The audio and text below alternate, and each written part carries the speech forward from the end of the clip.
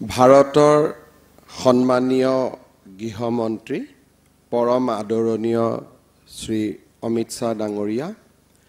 ভাৰত চৰকাৰৰ সন্মানীয় মন্ত্ৰী শ্ৰী সৰ্বানন্দ সোণোৱাল ডাঙৰীয়া, ভাৰত চৰকাৰৰ ৰাজ্য মন্ত্ৰী পবিত্ৰ মাৰ্ঘেৰিটা ডাঙৰীয়া, সন্মানীয় মন্ত্ৰী ৰঞ্জিত কুমাৰ দাস ডাঙৰীয়া, সন্মানীয় মন্ত্ৰী অতুল বৰা ডাঙৰীয়া, আজিৰ এই অনুষ্ঠানত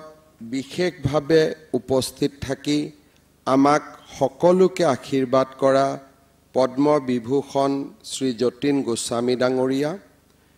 প্ৰয়াত গোলাপ বৰবৰাৰ মুখ্যমন্ত্ৰীৰ কালত বিধায়কৰ গুৰু দায়িত্ব বহন কৰা পদ্মশ্ৰী অজয় দত্ত ডাঙৰীয়া, বিশিষ্ট সাংবাদিক নগালেণ্ড বিশ্ববিদ্যালয়ৰ আচাৰ্য ডক্টৰ সমুদ্ৰগুপ্ত কাশ্যপ ডাঙৰীয়া, গোলাপ বৰবৰাৰ সুযোগ্য পুত্ৰ শ্ৰী পংকজ বৰবৰাকে আদি কৰি তেখেতৰ পৰিয়ালৰ সদস্যসকল, সন্মানীয় মন্ত্ৰীসকল, বিধায়কসকল, সাংসদসকল, উপস্থিত সুধীবৃন্দ, অসমৰ প্ৰাক্তন মুখ্যমন্ত্ৰী জনদৰদী নেতা প্ৰয়াত গোলাপ বৰবৰাদেৱৰ জন্ম শতবাৰ্ষিকী উদযাপনৰ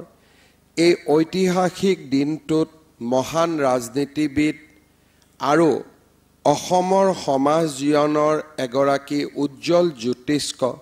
প্ৰয়াত গোলাপ বৰবৰাদেৱলৈ মই অসমবাসী ৰাইজৰ হৈ গভীৰ শ্ৰদ্ধা নিবেদন কৰিছোঁ। নিজৰ গৰিমাময় উপস্থিতিৰে আজিৰ অনুষ্ঠানৰ সৌষ্ঠৱ বৃদ্ধি কৰাৰ বাবে মই কেন্দ্ৰীয় গৃহমন্ত্ৰী শ্ৰী অমিত শ্বাহ ডাঙৰীয়াক আকৌ এবাৰ ধন্যবাদ জনাইছোঁ। এই অনুষ্ঠানত উপস্থিত সুধীজনৰ প্ৰতি মই অসম চৰকাৰৰ হৈ ধন্যবাদ আৰু কৃতজ্ঞতা জ্ঞাপন কৰিছোঁ। মাননীয় গৃহমন্ত্ৰী ডাঙৰীয়াৰ সহৃদয় উপস্থিতিয়ে কেৱল এই অনুষ্ঠানক গৌৰৱ উজ্জ্বল কৰাই নহয়, অসমৰ জনগণৰ সৈতে তেখেতৰ গভীৰ সম্পৰ্ক, স্নেহ আৰু সংহতিৰো প্ৰতিফলন ঘটাইছে। শ্ৰী অমিত শ্বাহ ডাঙৰীয়াৰ উপস্থিতি আমাৰ বাবে এক অনুপ্ৰেৰণাৰ উৎস, কাৰণ ই আমাক সোঁৱৰাই দিয়ে যে গোলাপ বৰবৰাৰ নামটো কেৱল অসমৰ সীমাৰ ভিতৰতে সীমাবদ্ধ নহয়, ভাৰতবৰ্ষৰ মূল্যবোধৰ ৰাজনীতি আৰু ৰাষ্ট্ৰৰ গণতান্ত্ৰিক প্ৰমূল্যবোধ ৰক্ষাৰ সংগ্ৰামৰ ইতিহাসতো শ্ৰী বৰবৰাদেৱৰ নাম স্বৰ্ণীল আখৰেৰে জিলিকি আছে। 1978 চনত অসমৰ প্ৰথম অকংগ্ৰেছী মুখ্যমন্ত্ৰী হিচাপে শ্ৰী গোলাপ বৰবৰাদেৱৰ উত্থানে অসমৰ ৰাজনৈতিক ভাগ্য সলনি কৰি এক যুগান্তকাৰী পৰিৱৰ্তনৰ সূচনা কৰিছিল। সততা, নৈতিকতা আৰু আপোচবিহীন সাহসৰ জৰিয়তে তেখেতে প্ৰতিষ্ঠা কৰিছিল এক নতুন ৰাজনৈতিক চিন্তাধাৰা, য'ত ক্ষমতা মানে সুবিধা নহয়, পদ মানে স্বাৰ্থ নহয়, শাসন মানে শোষণ নহয়, নিস্বাৰ্থ জনসেৱা হ'ল য'ত ৰাজনীতিৰ সৰলতম পৰিভাষা। এখন শোষণহীন দুৰ্নীতিমুক্ত শ্ৰেণীহীন সমাজৰ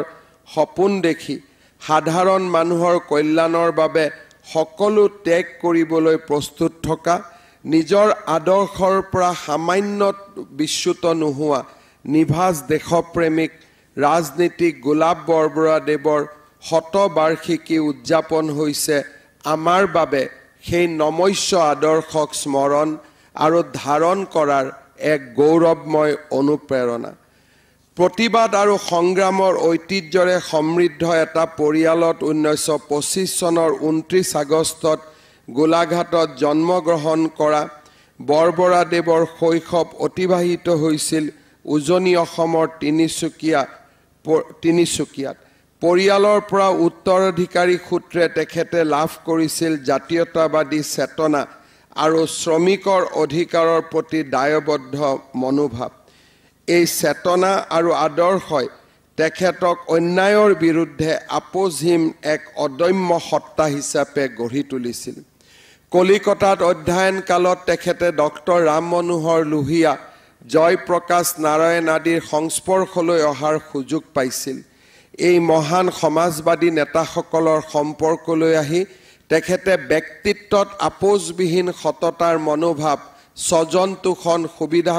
ভোগৰ বিৰুদ্ধে থিয় দিয়াৰ অদম্য সাহস গঢ় লৈ উঠিছিল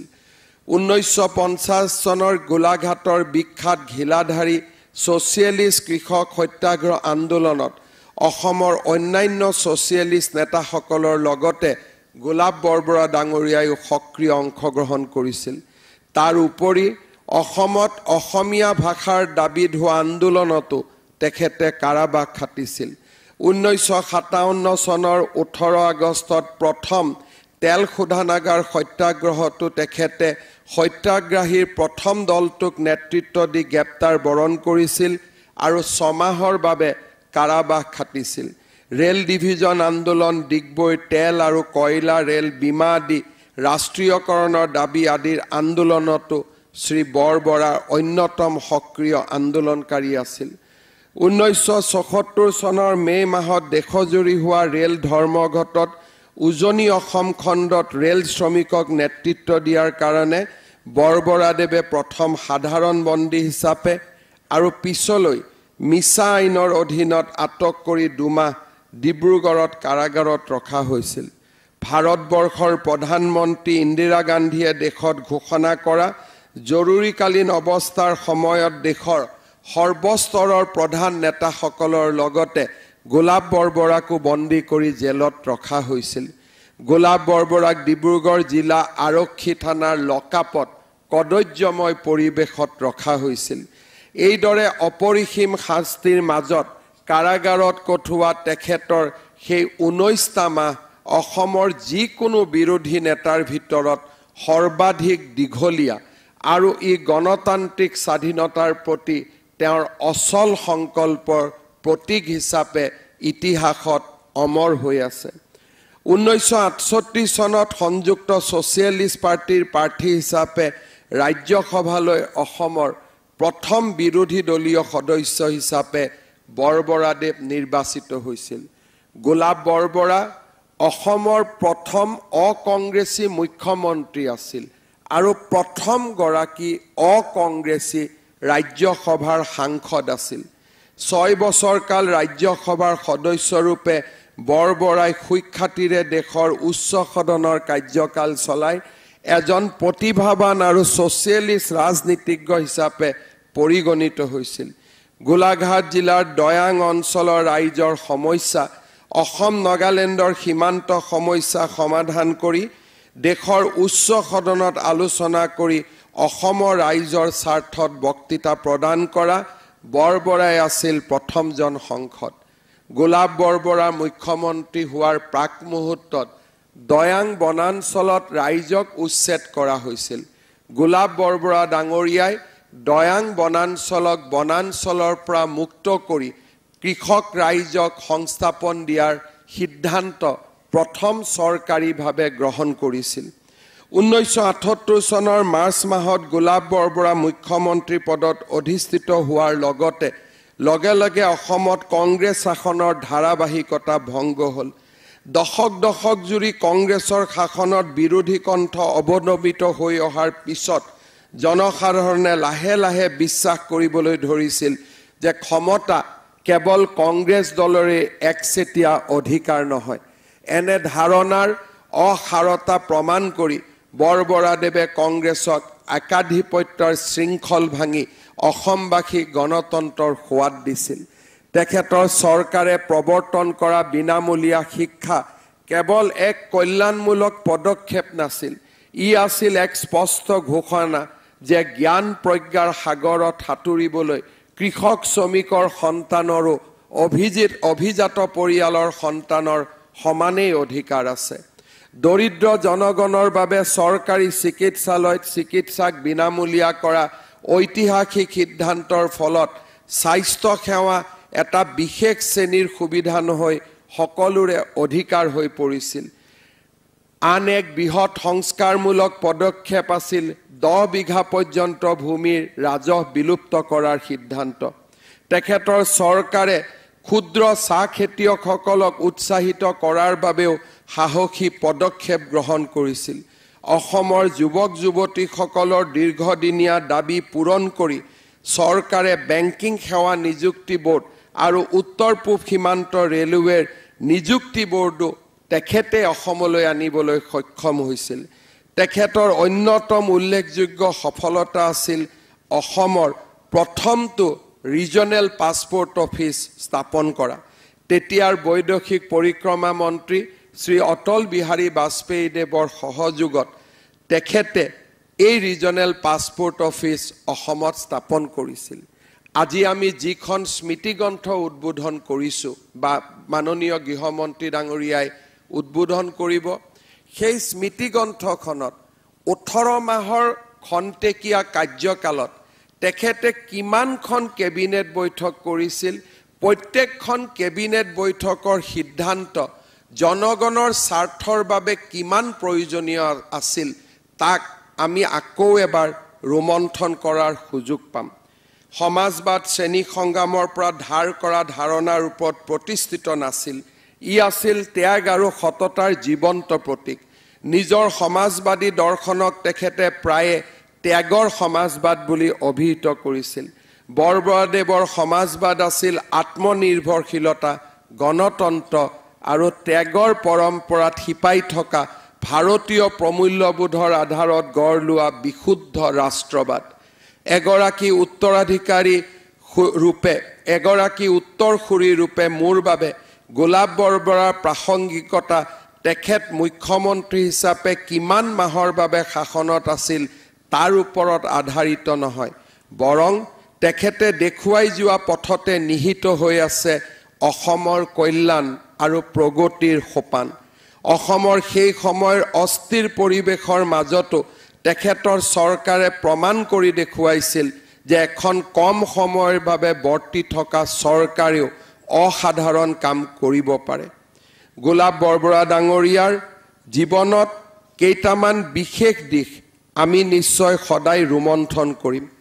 গোলাপ বৰবৰা ডাঙৰীয়াৰ শাসনকালৰ সময়ছোৱাতে মঙলদৈৰ সংসদ হীৰালাল পাটোৱাৰীৰ মৃত্যু হৈছিল হীৰালাল পাটোৱাৰীৰ মৃত্যুৰ পিছত অসমৰ ভোটাৰ তালিকাক বিদেশী মুক্ত কৰাৰ বাবে গোলাপ বৰবৰা ডাঙৰীয়াই প্ৰয়াস চলাইছিল ৪৭,০০০ ভোটাৰক তেখেতে পৰীক্ষাৰ বাবে নিৰ্বাচিত কৰিছিল আৰু তাৰে ৩৬,০০০ ভোটাৰে বিদেশী বুলি তেখেতৰ চৰকাৰে ঘোষণা কৰিছিল আৰু সেই দিনটোৰ পৰাই অসম আন্দোলনৰ অগনি জ্বলিবলৈ আৰম্ভ কৰিছিল অসমৰ ইতিহাসত সেই সময়তে হীৰালাল পাটোৱাৰীৰ উপনিৰ্বাচনৰ মৃত্যুৰ পিছত আৰম্ভ হোৱা ভোটাৰ তালিকাৰ প্ৰক্ৰিয়াৰ সময়তে কংগ্ৰেছ দলে সিদ্ধান্ত লৈছিল যে গোলাপ বৰবৰাক আৰু শাসনত থাকিবলৈ দিয়া উচিত নহয় উজনি অসমৰ মদৰ মহলসমূহৰ ব্যৱসায়ীয়ে তেখেতৰ চৰকাৰক অস্থিৰ কৰি তুলিছিল অসমৰ বন সম্পদ ৰক্ষাৰ বাবে প্লাইউড ফেক্টৰীসমূহ বন্ধ কৰি দিবলৈ তেখেতে সিদ্ধান্ত লৈছিল এনেবোৰ সিদ্ধান্তই বহুজনক আঘাত কৰিছিল সৰ্বসাধাৰণৰ বাবে এই সিদ্ধান্ত আছিল অতি সুদূৰ প্ৰসাৰী অসমৰ ৰাজনীতি আৰু সমাজ জীৱনলৈ তেখেতে পৰ্বতসম অৱদান আগবঢ়াই গৈছিল কিন্তু অসমৰ ইতিহাসে তেখেতক যিকোনো কাৰণতে যি পৰ্যায়ত ৰাখিব লাগিছিল সেই পৰ্যায়ত ধৰি ৰখা নাছিল আমি দেখা পাওঁ যে গোলাপ বৰবৰা ডাঙৰীয়াৰ বিষয়ে আলাপ আলোচনা তেখেতৰ 18 মহীয়া শাসনকালৰ প্ৰভাৱ এই বিষয়ে আমি যথেষ্ট আলাপ আলোচনা নকৰোঁ কাৰণ গোলাপ বৰবৰা ডাঙৰীয়াই কংগ্ৰেছৰ একাধিপত্যক প্ৰত্যাহ্বান জনাইছিল অসমৰ প্ৰথমগৰাকী অকংগ্ৰেছী মুখ্যমন্ত্ৰী আছিল অসম আন্দোলনক সম্পূৰ্ণভাৱে সমৰ্থন কৰিছিল আৰু তাৰ কাৰণে পৰৱৰ্তী সময়ত কংগ্ৰেছৰ চৰকাৰসমূহে গোলাপ বৰবৰাৰ ত্যাগ আৰু আদৰ্শক স্বীকৃতি দিয়া নাছিল কেইদিনমান আগতে সৰুপথাৰ সমষ্টিত